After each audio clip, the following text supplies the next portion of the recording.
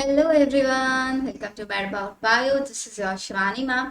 सो guys, आज के session में हम लोग प्रैक्टिस करने वाले हैं अपने यहाँ DPP on biotechnology and its application. Principle and processes का डीपीपी मैं आप लोगों को पहले ही सॉल्व करा चुकी हूँ। चैप्टर हम लोगों ने अच्छे से पढ़ लिया है, पूरा एनसीईआरटी रीड आउट हम लोगों ने देख लिया है। तो अब बारी है बच्चों क्वेश्चन सॉल्व करने की। एंड मेक श्योर ये सारे के सारे क्वेश्चन वही हैं जो आपके प्रीवियस ईयर में आए हुए क्वेश्चन, तो एक भी क्वेश्चन को मिस नहीं करना है किसी भी स्टूडेंट को। चलो देखो, अब क्वेश्चन में क्या पूछा गया आप लोगों से। पहला question, silencing of mRNA has been used in producing transgenic plant resistant to bollworm. अब देखना जरा, एमआर साइलेंसिंग ऑफ एमआरएनए का आपको पता है हमने दो जगह पे यूज किया था। एक तो हमने पोस्ट हार्वेस्ट लॉस को कंट्रोल करने के और एक कौन सा था हमारे मैलिडोगाई इनकोग्निशिया, जो टोबैको प्लांट को इन्फेक्ट कर रहा था, उसकी रूट्स के अंदर एज अ पैरासाइट रह रहा था। तो इसका मतलब इसका करेक्ट आंसर है हमारा निमेटोड। तो हम लोगों ने साइलेंसिंग के लिए, साइलेंसिंग जो प्रोसेस है उसको कहाँ पे यूज किया था, निमेटोड। कैसा बनाने के लिए, प्लांट को पेस्ट रेजिस्टेंट बनाने के लिए, पेस्ट रेजिस्टेंट प्लांट बनाने के लिए हमने इसको यूज किया था। Next question, important objective of biotechnology in agriculture section. सबसे इंपॉर्टेंट ऑब्जेक्टिव कौन सा है बच्चों इसमें? To produce pest resistant varieties of plant, या फिर नाइट्रोजन कंटेंट बढ़ाना, seed number and plant weight. सोचो जल्दी से क्या होना चाहिए इसका आंसर। खुद से सॉल्व करो सारे के सारे बच्चे, सबका आंसर मेरे को अभी चैट सेक्शन में दिखना चाहिए। तो हमारा आंसर है इसका to produce pest resistant varieties of plant. Next, tobacco plant resistant to a nematode have been developed by the introduction of DNA that produced tobacco plant में मेलोडोगाइन इनकोग्निशिया की बात कर रहे हैं। निमेटोड से रेजिस्टेंट हमने उसको बनाया था कैसे? एक डीएनए को इंट्रोड्यूस कर दिया था। वो डीएनए क्या बना रहा था? कैसा डीएनए बना रहा था वो? सेंस और एंटी सेंस आरएनए, मतलब एक डबल स्ट्रैंडेड आरएनए का फॉर्मेशन कर रहा था। हमने एक ऐसा डीएनए इसकी बॉडी के अंदर इंसर्ट किया था अपने प्लांट के अंदर, टोबैको प्लांट में, राइट। नेक्स्ट देखो, which one of the following technique made it possible to genetically engineered living organism बनाने के लिए कौन सी टेक्निक ने हमें हेल्प किया? रिकॉम्बिनेंट डीएनए, एक्सरे, ऑब्वियसली ये ऑप्शन है हमारा। नेक्स्ट क्वेश्चन पढ़ो, consider the following four statement. पहली, transgenic buffalo Rosie produced milk which was human alpha lactalbumin enrich, या फिर restriction enzyme are used in isolation of DNA from other macromolecules. No, वो तो DNA को cut करने में help करता है।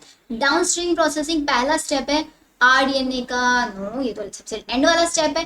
Disarmed pathogen vector are also used in transfer of rDNA into the host. Disarm pathogen vectors का हम use करते हैं रिकॉम्बिनेंट डीएनए को होस्ट की बॉडी में ट्रांसफर करने के लिए।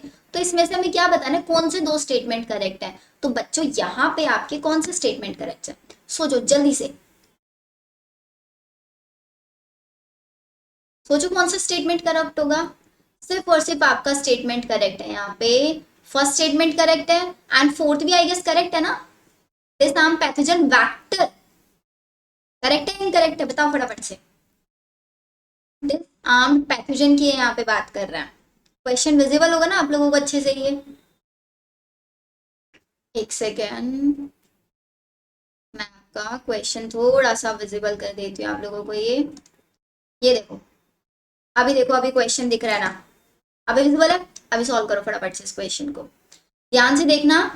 रोजी क्या थी? रोजी एक काउ थी, बुफेलो नहीं थी। ये आपका भी एनसीईआरटी नहीं देती, लेकिन अगर आप इसको पढ़ना चाहें तो पढ़ सकते हैं। रोजी एक काउ थी जिसके अंदर मिल्क की इफिशियंसी को बढ़ाया गया था। मतलब जैसा ह्यूमन का मिल्क होता है ना एग्जैक्टली न्यू बॉर्न बेबी के लिए, तो ऐसा ही मिल्क रोजी काउ प्रोड्यूस करती थी।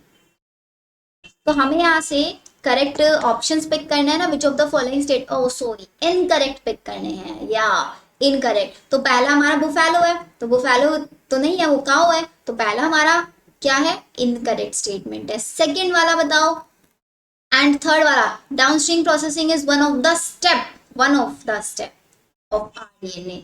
आरडीएनए का सबसे लास्ट वाला स्टेप है ना, सबसे लास्ट वाला स्टेप। तो हमारा थर्ड स्टेटमेंट से ये सेकेंड स्टेटमेंट को बताओ।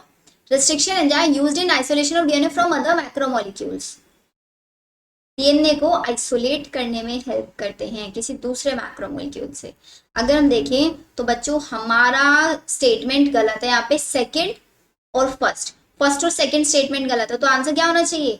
या वेरी गुड बच्चों, तो correct answer will B D, क्योंकि आइसोलेट करने में हेल्प नहीं करते, और ये बुफेलो नहीं, ये काओ होती है। राइट, तो थर्ड और फोर्थ स्टेटमेंट हमारे दोनों सही है, गलत कौन सा है, फर्स्ट और सेकंड। आई होप 5 के 5 क्वेश्चन आप लोगों को क्लियर होंगे। आगे सॉल्व करो फटाफट से। क्वेश्चन नंबर 6 देखो, cDNA मतलब complementary DNA probes are copied from the messenger RNA molecule with the help of. Probes बनाए जाते हैं डीएनए के मैसेंजर आरएनए की हेल्प से। किसकी हेल्प से बनाया जाता है? अब प्रोब्स बनाने के लिए हम लोग क्या यूज करें, मतलब एक डीएनए बनाना है, तो डीएनए बनाने के लिए किसका यूज करते हैं? डीएनए, आरएनए से डीएनए बनाना है बच्चों। देखो जरा, आरएनए से डीएनए, डीएनए से डीएनए बनाते हैं तो DNA polymerase restriction enzyme cut करने का काम करता है। एडिनोसिन डीएमआईएनएज रिवर्स ट्रांसक्रिप्टेज, क्योंकि ट्रांसक्रिप्शन का रिवर्स हो रहा है, so the correct answer is B. Next, in history of biology human genome project lead to the development. Human genome project ने ही हम लोगों को क्या दिया है बायोलॉजी की हिस्ट्री में? बायो इंफॉर्मेटिक्स हम लोगों को दिया, मतलब बहुत सारी इंफॉर्मेशन हम लोगों को प्रोवाइड कराई कि किस क्रोमोसोम के अंदर किस टाइप का जीन प्रेजेंट होता है। अब सपोज करो हम जीन थेरेपी कैसे कर पाते अगर हमें पता ही नहीं होता कि इस क्रोमोसोम में वो जीन कहाँ पे प्रेजेंट है। हमें जीन की इंफॉर्मेशन दी, कितने टाइप के जीन होते हैं, कहाँ कहाँ पे प्रेजेंट होते हैं, ये पूरी इंफॉर्मेशन है, तभी हमारा बायोटेक्नोलॉजी सक्सेसफुल हो पाया। नेक्स्ट, डोली शिप वॉज ऑब्टेन्ड बाय। डोली शिप को कहाँ से बनाया गया था? डोली शिप क्या थी?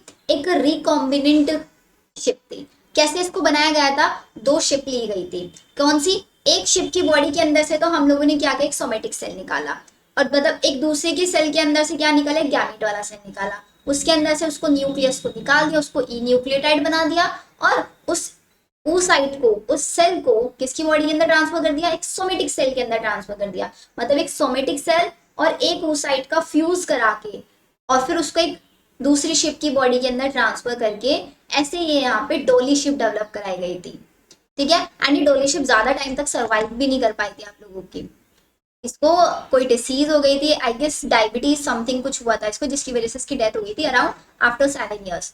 7 ईयर्स के बाद इसकी डेथ हो गई थी। अभी आप एनसीईआरटी नहीं लिखते, पहले इस टाइप के क्वेश्चन आते थे, लेकिन पढ़ जरूर लेना है डॉली शिप के बारे में भी और रोजी काओ के बारे में। ये दो कंसेप्ट है बस, रोजी काओ एंड डॉली शिप।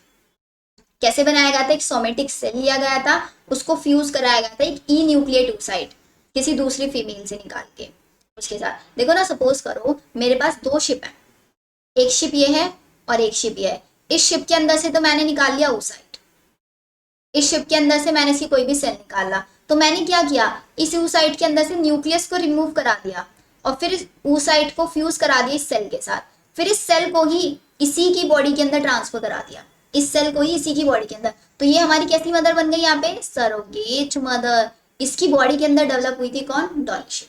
तो ये था आपका आंसर ए यहाँ पे। क्लियर है यहाँ पे? चलो, इतना क्लियर है आप लोगों को, तो अब हम चलते हैं आगे। नेक्स्ट क्वेश्चन पढ़ो बच्चों, 9th। Which one of the following form the basis of DNA fingerprinting. DNA fingerprinting का बेस क्या है? Relative proportion of purine and, आपको पता है purine is equals to pyrimidine होता है अकॉर्डिंग टू चारगाफ रूल। ठीक है, satellite DNA highly repeated short DNA segments होता है। Relative difference in the DNA currency blood saliva, इन सब के अंदर डिफरेंस होता है? बिल्कुल नहीं होता। Relative amount of DNA in the ridges and grooves of the fingerprint, कि उनके अंदर जो फिंगरप्रिंट्स होते हैं उसके अंदर डीएनए का जो अमाउंट है वो वैरी करता है उसके बेसिस पे। तो डीएनए फिंगरप्रिंटिंग किसकी वजह से पॉसिबल हुआ? सिर्फ और सिर्फ सैटेलाइट डीएनए की वजह से हमारा। ये तो बहुत सिंपल है, आप लोगों ने पढ़ा है। नेक्स्ट देखो, genetically modified brinjal in India has been develop. अब ये ब्रिंजल क्या है? जैसे हम लोगों ने बीटी कॉटन पढ़ा था ना बच्चों, ऐसी ये हमारी ब्रिंजल है, बीटी ब्रिंजल। अब ब्रीडी ब्रिंजल को क्यों बनाया गया था? The main question arises from here. इसको बनाया गया था इंसेक्ट से बचाने के लिए। हमेशा याद रखना, कहीं भी बीटी वर्ड आ गया तो उसको इंसेक्ट रेजिस्टेंट बनाया गया था। हमेशा बीटी वर्ड कहीं भी आएगा तो इंसेक्ट रेजिस्टेंट आप लिखोगे। Which of the following statement is are true? इनमें से कौन सा स्टेटमेंट ट्रू है?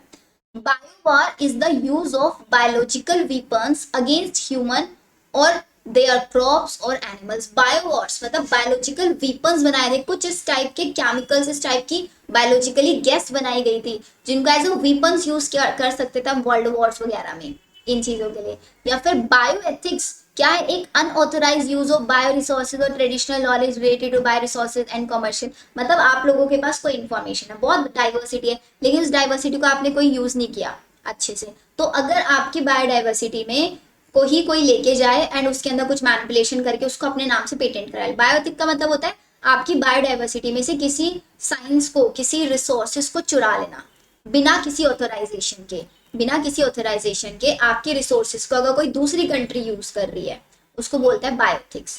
Bio patent is exploitation of bio resources और अदर नेशन विदाउट प्रॉपर, ये तो बायोएथिक्स होता है। बायो पेटेंट का मतलब तो होता है किसी चीज को अपने नाम पे कराना, कि मैंने एक पर्टिकुलर ट्रिक दी है तो इसको मैं ही यूज कर सकती हूँ, अगर किसी को यूज करना है तो उसको पहले मुझसे परमिशन लेनी पड़ेगी। ठीक है, तो अब बताओ उसका करेक्ट आंसर कौन सा होगा? ट्रू बताना है बच्चों इसमें से, सोचो फटाफट से।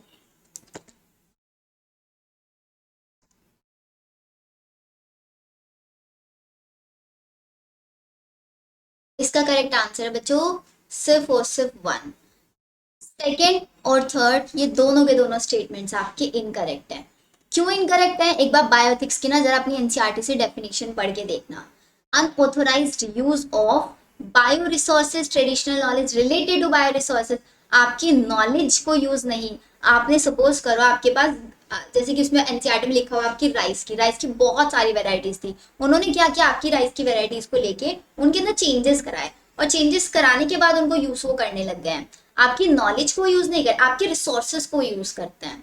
और बायो पेटेंट में आपको पता ही है, तो बायो वॉर्स वाला हमारा स्टेटमेंट बिल्कुल सही है। बायोलॉजिकल वेपन्स को यूज किया जाता है वॉर्स में अगेंस्ट ह्यूमंस, क्रॉप्स, एनिमल्स, इन सब में। तो क्वेश्चन 11 का सिर्फ वन, तो इसका मतलब इसका करेक्ट आंसर होगा हमारा बी। नेक्स्ट क्वेश्चन देखो, which of the following statement are correct with regard to the disadvantages of genetically modified crops. कौन सा स्टेटमेंट करेक्ट है with regards to the disadvantage, genetically modified crops के disadvantages के according. Genetically modified crops क्या है, वो human health को affect कर सकते हैं बाय कॉजिंग एलर्जिक रिएक्शंस। पहला स्टेटमेंट, बाकी के स्टेटमेंट्स पढ़ो।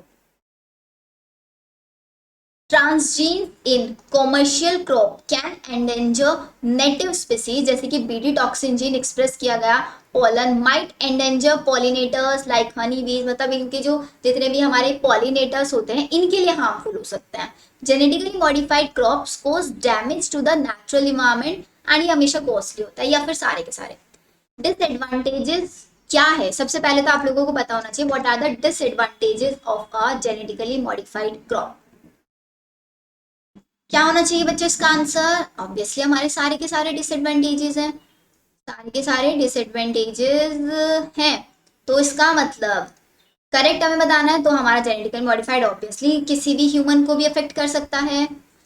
और ऊपर वाले ऑप्शंस ये देखो, यहाँ पे फिर से ऑप्शन क्या थे आपके, नेटिव स्पीसीज को एंडेंजर करते हैं और आपका कॉस्टली भी होता है नेचुरल एनवायरमेंट को, तो इसका मतलब सारे के सारे सही लग रहे हैं, सारे के सारे एग्जैक्ट करेक्ट डिसएडवांटेजेस लिखे हुए ना यहाँ पे जेनेटिकली मॉडिफाइड क्रॉप्स के। क्वेश्चन नंबर 13 देखो, which of the following gene were introduce in cotton to protect it from cotton bollworm, से इसको प्रोटेक्ट करने के लिए।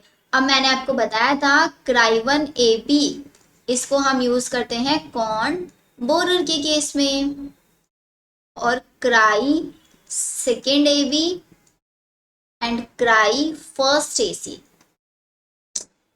इन दोनों को यूज करते हैं कॉटन बॉलवर्म में, तो हमारा करेक्ट आंसर हुआ सी यहाँ पे। नेक्स्ट आ गया बच्चों हमारा हीरोडिन। अब हीरोडिन क्या होता है बच्चों, हीरोडिन, इस कंसेप्ट को एक बार ध्यान से समझ लो होता क्या है ये। हाँ जी बच्चों, तो जरा देखो हीरोडिन के बारे में क्या हम लिखता है, इसको अपने नोट्स में ऐड ऑन कर लेना। हीरोडिन एक प्रोटीन है, इट इज अ प्रोटीन। अभी करता क्या है प्रोटीन आपका, ये प्रोटीन रिस्पॉन्सिबल होता है ब्लड क्लोटिंग के लिए, ब्लड क्लोटिंग के लिए।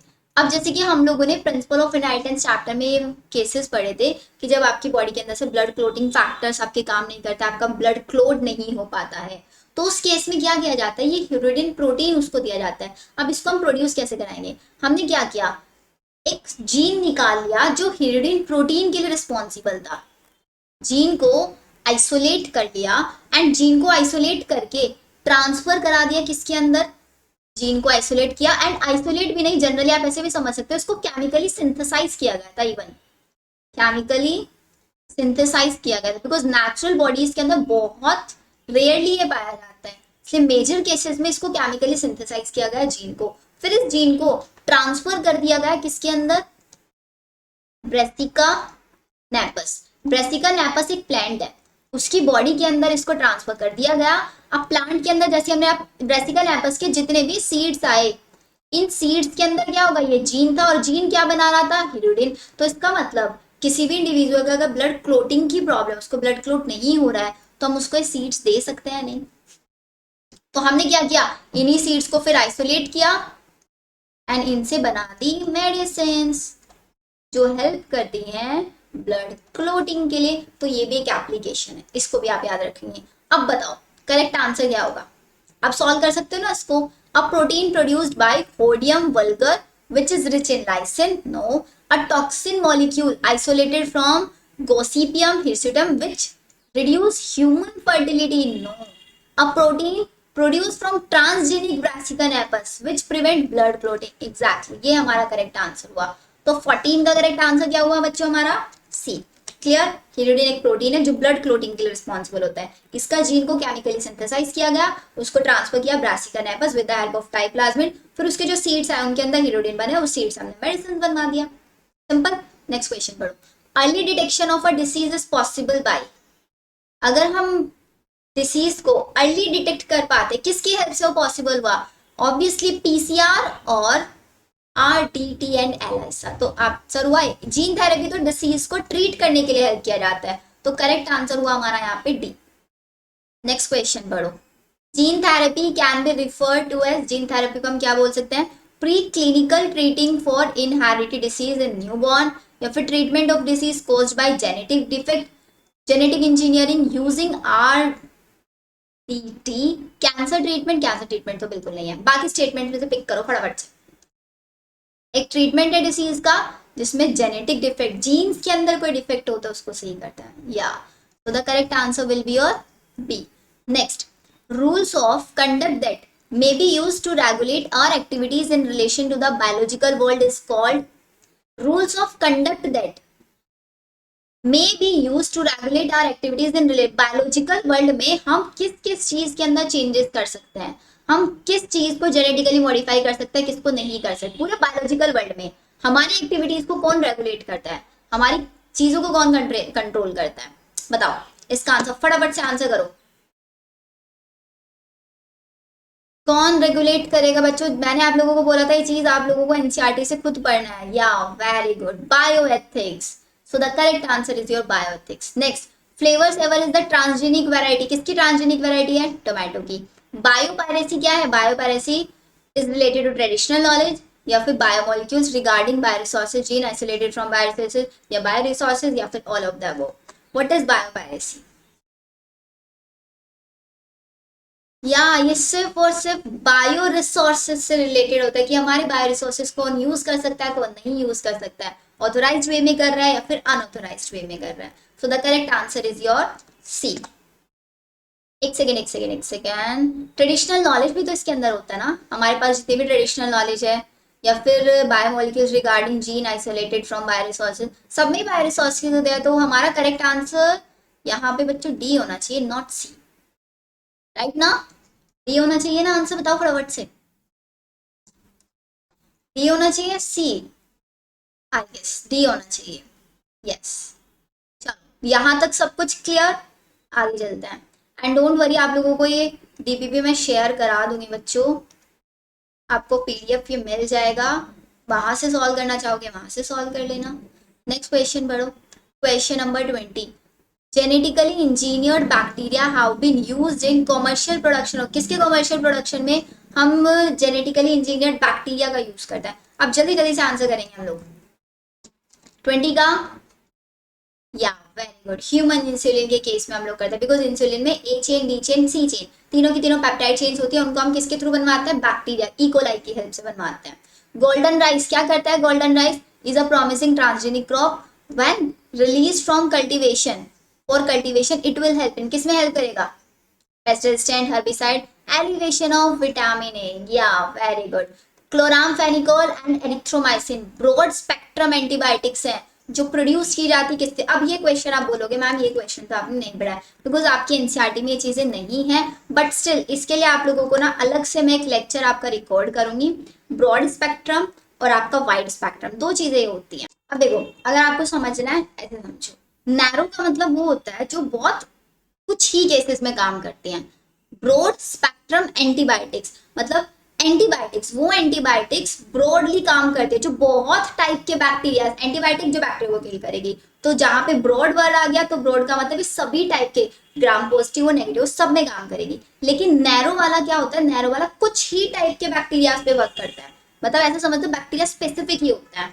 दो terms, narrow specific, sorry narrow spectrum antibiotic और ब्रॉड स्पेक्ट्रम। नैरो जो कुछ ही रेंज के बैक्टीरियाज पे काम करते हैं, स्पेसिफिक बैक्टीरियाज के लिए।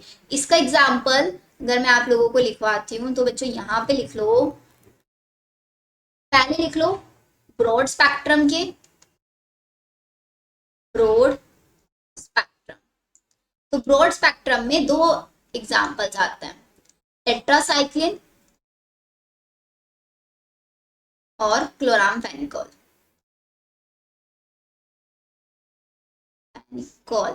और एक और बच गया हमारा नैरो स्पेक्ट्रम में, क्या आएगा? जो स्पेसिफिकली काम करते हैं। नैनो स्पेक्ट्रम में आता है आपका पेनिसिलिन, स्ट्रेप्टोमाइसिन, स्ट्रेप्टोमाइसिन और एरिथ्रोमाइसिन, एरिथ्रोमाइसिन। ये आप अपने नोट्स में ऐड ऑन कर लेना। अब चलो क्वेश्चन सॉल्व करो फटाफट से, अभी कोई प्रॉब्लम नहीं आनी चाहिए। Broad spectrum chloramphenicol and erythromycin broad spectrum antibiotics हैं, लेकिन एरिथ्रोमाइसिन तो नैरो है बच्चों, इन्होंने इसको ब्रॉड में लिख दिया। इसको ना एरिथ्रोमाइसिन को कट करके टेट्रासाइक्लिन कर लो यहाँ पे। कौन इनको प्रोड्यूस करता है? क्लोरामफेनिकोल और एरिथ्रोमाइसिन को बताओ। इनको प्रोड्यूस करते हैं आपके स्ट्रेप्टोमाइसिस। स्ट्रेप्टोमाइसिस बैक्टीरिया है जो इनको प्रोड्यूस करता है, एरिथ्रोमाइसिन और क्लोरामफेनिकोल।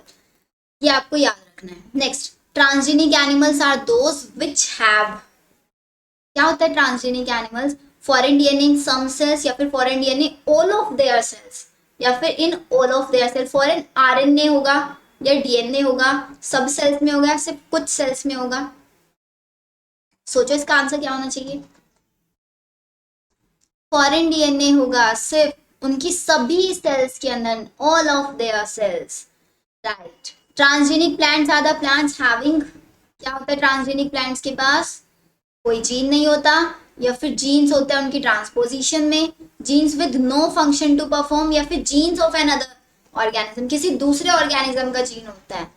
एग्जैक्टली किसी दूसरे ऑर्गेनिज्म का यहाँ पे जीन होता है। तो देखो बच्चों, पहले चैप्टर के कंपैरिजन में इस वाले चैप्टर के जो क्वेश्चंस है जो प्रीवियस ईयर्स में आया हुआ है, थोड़े से कॉम्प्लिकेटेड क्वेश्चंस है।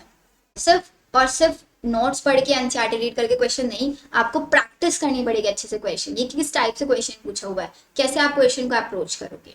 Clear? Next question, recombinant DNA technology can be used to produce quantities of biologically active form of which one of the following product in E. coli? E. coli की body के अंदर क्या produce किया जाता है? सोचो बच्चों इसका आंसर देखो।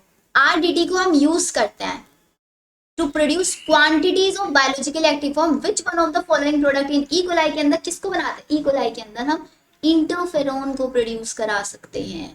ई कोलाई की बॉडी के अंदर इंटरफेरॉन, इंटरफेरॉन वो एंटीवायरल प्रोटीन जो बनाते हैं, इंटरफेरॉन वो एंटीवायरल प्रोटीन बनाने के लिए रिस्पॉन्सिबल होता है।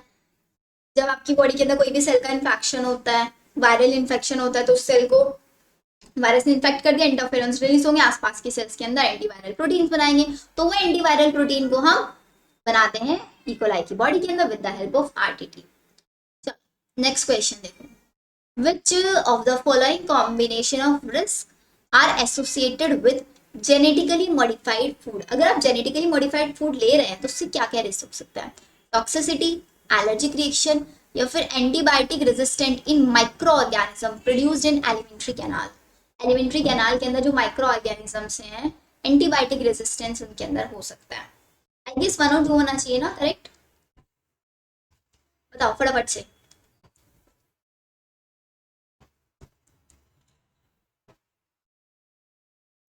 या वेरी गुड, आपका antibiotic resistant in micro organism present in alimentary, ये भी हमारा करेक्ट आंसर होगा, क्योंकि जो माइक्रो ऑर्गेनिज्म लार्ज इंटेस्टाइन के अंदर प्रेजेंट होता है, क्या काम करता है? सेलुलोज जो भी आप खाते हैं, सेलुलोज वाले कंपाउंड को ब्रेक डाउन करने का काम करते हैं, तो उन सब के लिए रिस्क हो सकता है जेनेटिकली मॉडिफाइड फूड। तो टॉक्सिसिटी भी कर सकता है, एलर्जिक रिएक्शंस भी कर सकता है, एंटीबायोटिक रेजिस्टेंट भी बना सकता है माइक्रो ऑर्गेनिजम्स को। So the correct answer is 1, 2 और 3, बी हमारा फिर करेक्ट आंसर हो जाएगा। Next question, cheese and yoghurt are produced obtained by, are products obtained by, किसकी हेल्प से प्रोड्यूस किया जाता है चीज और योगर्ट? सुना होगा बहुत आप लोगों ने ये चीज, तो फर्मेंटेशन से बनता है ना, या माइक्रो ऑर्गेनिजम्स की हेल्प से, ओल्ड बायोटेक्नोलॉजी में आ जाएगा। Main objective of producing herbicide resistant GM crop, मतलब हर्बिसाइड से रेजिस्टेंट हमने जेनेटिकली मॉडिफाइड क्रॉप बनाने का हमारा मेन ऑब्जेक्टिव क्या था? चलो पढ़ते हैं। एनकरेज इको फ्रेंडली हर्बिसाइड्स, मतलब इको फ्रेंडली हर्बिसाइड्स बनाए, या फिर herbicide accumulation in food articles for health safety, या फिर eliminate weeds from field without the use of manual labour. I guess because herbicide जो आपके प्लांट के आसपास में जो हर्ब्स होते हैं, एक्स्ट्रा वीड्स डेवलप हो जाती है, उनको किल करने के लिए यूज किए जाते हैं ना हर्बिसाइड्स, तो इसीलिए ना, ताकि आप जो भी अपने मेन प्लांट को मैन्योर दे रहे हो, फर्टिलाइजर्स दे रहे हो, वो बाकी के आसपास वाले हर्बिसाइड्स उनको यूज ना करें, मतलब हर्ब्स उनको यूज ना करें, इसलिए आप हर्बिसाइड डालते हो। तो आप क्या करोगे, अपने प्लांट को उसी अकॉर्डिंग जेनेटिकली मॉडिफाई कर दोगे कि उसके आसपास कोई भी हर्ब्स ग्रो ना कर पाए। So the correct answer is C, but फिर भी एक बार डी ऑप्शन और देख लेते हैं हम लोग। Eliminate weeds from the field without the use of herbicides, herbicides को, वीड्स को नहीं बेटा, हर्ब्स को किया जाता है, नॉट वीड्स। तो 29 वाला क्वेश्चन पढ़ो अभी फटाफट से। Which one of the following is the correctly matched pair of a product and the microorganism responsible for it? अब ये क्वेश्चन है बच्चों कुछ कुछ माइक्रोब से आ गया है, माइक्रोब्स इन ह्यूमन वेलफेयर। जब आप वो चैप्टर पढ़ोगे क्वेश्चन बहुत इजीली कर पाओगे। अभी ट्राई करो इस क्वेश्चन का आंसर करना। Cheese Nitrobacter no, curd Azotobacter acetic acid, Lactobacillus no, ethyl alcohol इससे प्रोड्यूस किया जाता है। अगर आपको नहीं समझ में आया तो पेशेंस रखना, माइक्रोब्स वाला जब चैप्टर पढ़ाऊंगी समझ में आ जाएगा। नेक्स्ट, ह्यूमिलिन क्या होता है? Humulin is also human insulin, human insulin को तो बोलता है ह्यूमिलिन। या 31, a genetically engineered microorganism used successfully in bioremediation of oil spills is a species of, genetically engineered micro organisms का यूज किया जाता है बायो रेमेडिएशन में। बायो रेमेडी, रेमेडी का मतलब समझते हो, किसी चीज को क्लीन करना, रेमेडी किसी चीज को क्लीन करने के केस में हम उसको बोलते हैं। तो अब करेक्ट आंसर इसका क्या होगा बताओ जल्दी से।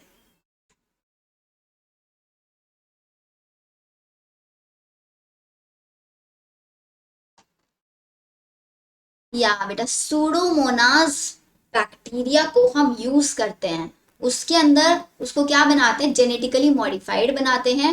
ऑयल स्पिल्स को बायो रेमेडिफाई, उनको क्लीन करने के लिए, एक टाइप से हम बोल सकते हैं उनको प्योरीफाई करने के लिए, या फिर ऐसे माइक्रो ऑर्गेनिजम्स ना, उसमें जो बड़े बड़े वाटर बॉडीज होती है ना उनके अंदर भी, क्योंकि उनके ऊपर जो शिप चलती है ना, वो शिप में क्या होता है, शिप ऑयल से चलती है, तो ऑयल के अंदर से कुछ कुछ वेस्ट निकलना शुरू हो जाता है। अब वो ऑयल वेस्ट क्या करता है, आपके एक्वेटिक बॉडीज के लिए बहुत हार्मफुल होता है, तो इस केस में क्या किया जाता है, वहां पे कुछ जेनेटिकली मॉडिफाइड माइक्रो ऑर्गेनिज्म का यूज किया जाता है जो उस ऑयल को कंज्यूम कर ले, ताकि आपकी वाटर बॉडी पॉल्यूट ना हो पाए। नहीं तो इतने सारे शिप्स, जितने भी वाटर व्हीकल्स होते हैं, ये सब क्या करते हैं, हमारे जितने भी वाटर बॉडीज हैं उनको पॉल्यूट करते हैं, लेकिन नहीं होता क्योंकि उसमें ये यूज किया जाता है। क्वेश्चन नंबर 32-33 पढ़ो फटाफट से। प्रीनेटल, अरे प्रीवियस अभी हमने 32 ने, हाँ ये पढ़ो। 32 क्वेश्चन में क्या लिखा है? Prenatal screening in humans, AIDS virus testing in human and genetic engineering for protection against insect attack in plants fall.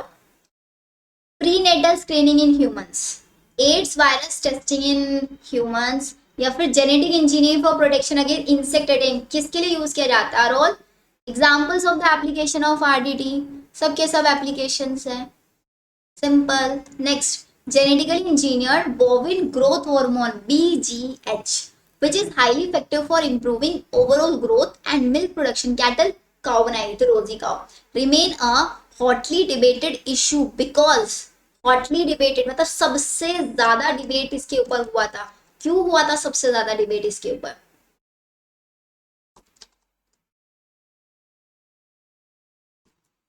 इसकी वजह से क्या हुआ कि क्या करने लग गए ये BGH का जैसे ही यूज होना स्टार्ट हुआ, इसकी वजह से क्या हुआ, जो हमारे नेचुरली जो फार्मर्स थे, जो कैटल्स के थ्रू मिल्क का प्रोडक्शन करते थे नेचुरल वे में, उनके लिए क्या हो गया था, एक टाइप से उनका सारा बिजनेस सब कुछ बंद हो गया था।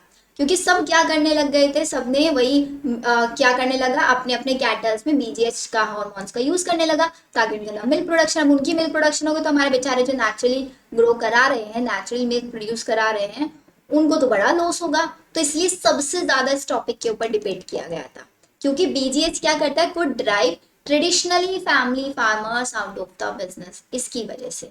जबकि इसका कोई हैजार्डस नहीं है, ह्यूमन हेल्थ पे कोई इफेक्ट नहीं, इन्वायरमेंटल हैजार्ड भी नहीं है, ये सिर्फ क्या था, हमारे जो फार्मर्स थे उनके लिए थोड़ा सा अनप्रॉफिटेबल हो गया था। 34, डीएनए वैक्सीन्स आर, क्या होती है DNA vaccines? Recombinant vaccines, mixture of hormone, synthetic vaccines. These are the pure DNA और आरएनए, यही होता है ना। डीएनए वैक्सीन क्या होता है, उसमें हम क्या करते हैं, इंजेक्ट करते हैं एक प्योर डीएनए और आरएनए डायरेक्टली स्केलेटल मसल्स में, डायरेक्टली स्केलेटल मसल्स के अंदर प्योर डीएनए और आरएनए को इंजेक्ट किया जाता है। तो ये कोई रिकॉम्बिनेंट वैक्सीन नहीं है, mixture of hormone synthetic vaccine. बहुत सारे बच्चे बोलेंगे इसको मैम ये रिकॉम्बिनेंट वैक्सीन है, ये नेचुरली प्योर डीएनए और आरएनए होता है। हम क्या करते हैं, किसी भी इंडिविजुअल की बॉडी के अंदर से डीएनए निकाला, सोचा उसके अंदर किसी पर्टिकुलर टाइप का जीन है, उसको डायरेक्टली इंजेक्ट कराते हैं, रिकॉम्बिनेंट नहीं बनाते हैं, वो रिकॉम्बिनेंट वैक्सीन हम बोलते हैं। डीएनए वैक्सीन है, पूरा डीएनए या फिर आरएनए में इंजेक्ट करा रहे हैं अगर, दिस इज प्योर डीएनए और आरएनए।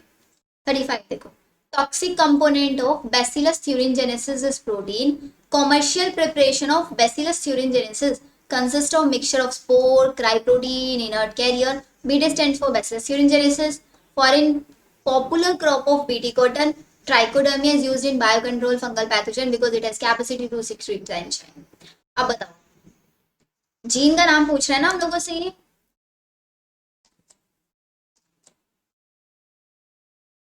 जीन का नाम तो क्राइप्रोटीन है, लेकिन क्वेश्चन पढ़ो एक बार फिर से। Toxin component of bacillus thuringiensis protein है, इंसेक्टिसाइडल प्रोटीन। कॉमर्शियल प्रिपेयर किया गया बैसिलस thuringiensis कंसिस्ट मिक्सचर जिसके अंदर स्पोर्स थे, क्राइप्रोटीन था और कुछ कैरियर्स थे।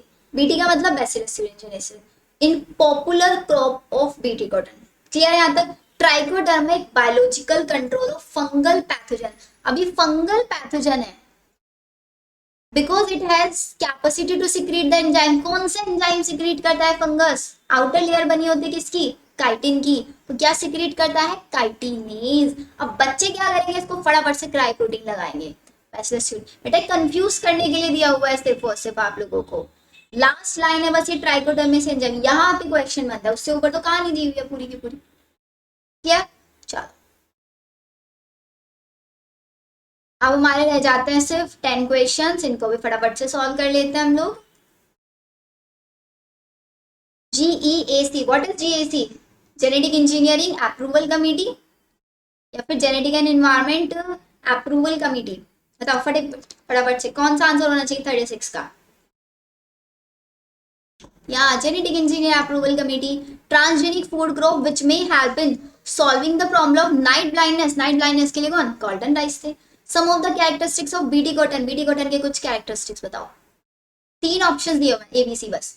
Long fibre and resistant to aphids, medium yield, long fiber, resistant to beetle pest, high yield, production of toxin protein crystal which kill diphtheran pest. BT cotton में क्या कौन सा पेस्ट को कर रहे थे? कॉटन में कॉटन बॉलवॉर्म को। तो कॉटन बॉलवॉर्म क्या था? एक कॉटन बॉलवॉर्म क्या था बच्चों? डिप्थीरन था ना। तो आंसर क्या होगा? सी होगा। बीटल को नहीं हिट कर, या एफिड्स को भी नहीं कर रहे थे, किसको किल कर रहे थे? कॉटन बॉलवर्म को। So the correct answer is C. It is sometimes necessary to genetically engineered mammalian cells to produce protein because, कभी कभी क्या किया जाता है, जरूरी होता है genetic engineered mammalian cells to produce protein because they, पढ़ो फटाफट से आंसर्स। क्या होना चाहिए हमारा इसका करेक्ट आंसर?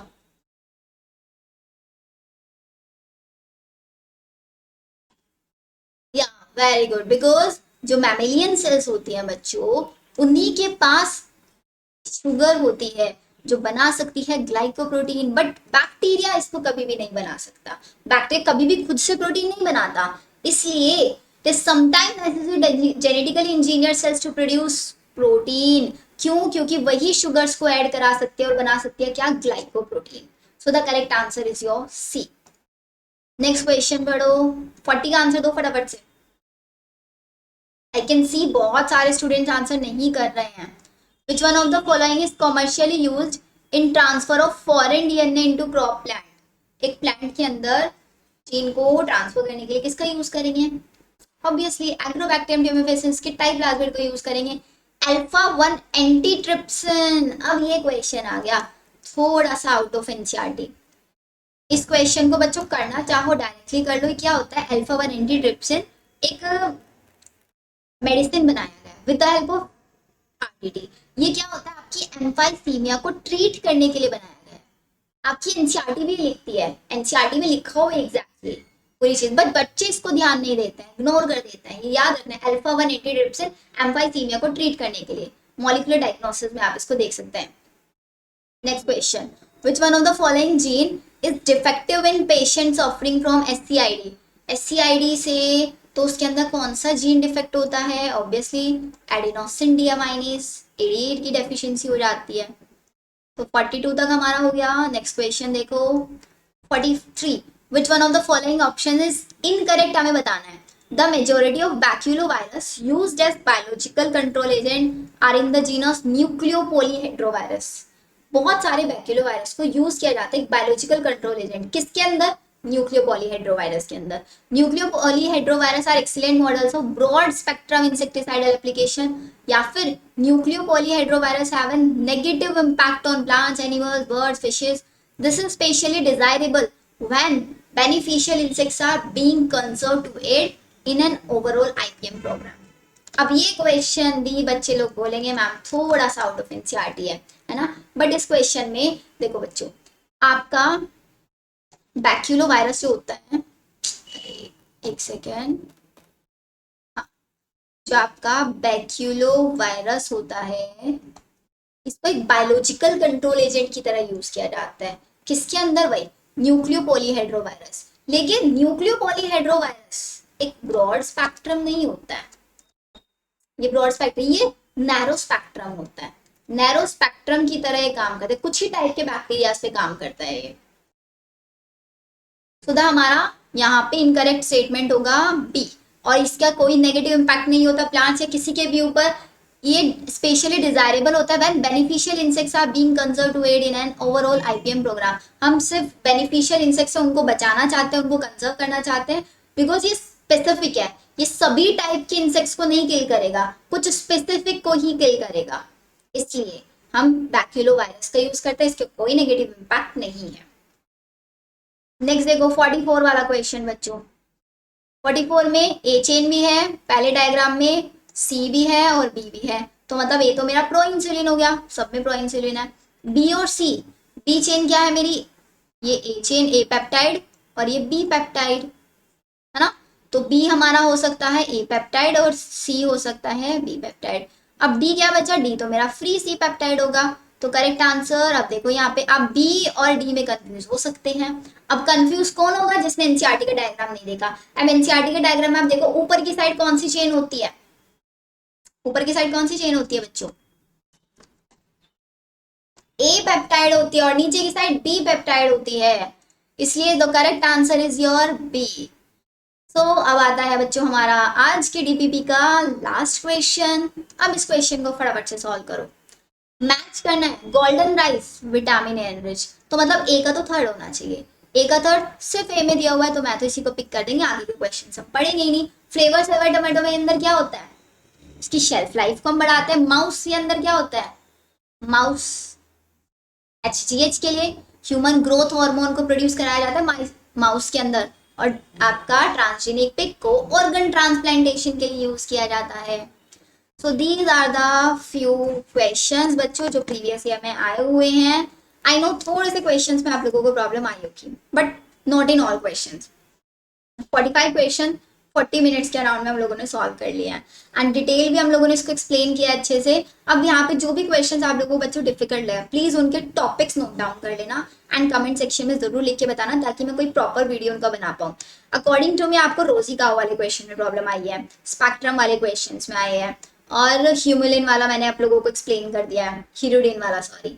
अब ये बचता है माउस ट्रांसजेनिक पिग, इनके बारे में थोड़ा सा डिटेल आप लोगों को अगर पढ़ना चाहते हो पढ़ लो, अनलेस क्वेश्चन हो जाता है। It's up to you, NCERT नहीं लिखते बट कभी कभी क्वेश्चन आ जाता है, तो ट्राई करेंगे इन टॉपिक्स को भी हम पढ़े। सो बच्चों यहाँ तक क्लियर हमारा क्वेश्चन सारे सॉल्व, इट मीन्स हमारा चैप्टर फिनिश। सो अब हम मिलते हैं नेक्स्ट लेक्चर में। नेक्स्ट लेक्चर में हम लोग किसी और चैप्टर का डीपीपी सॉल्व करेंगे। बच्चों बाय बाय, एंड अच्छे से पढ़ाई करो, क्वेश्चंस प्रैक्टिस करो, नोट्स प्रॉपर्ली बनाओ। See in the next lecture, bye everyone.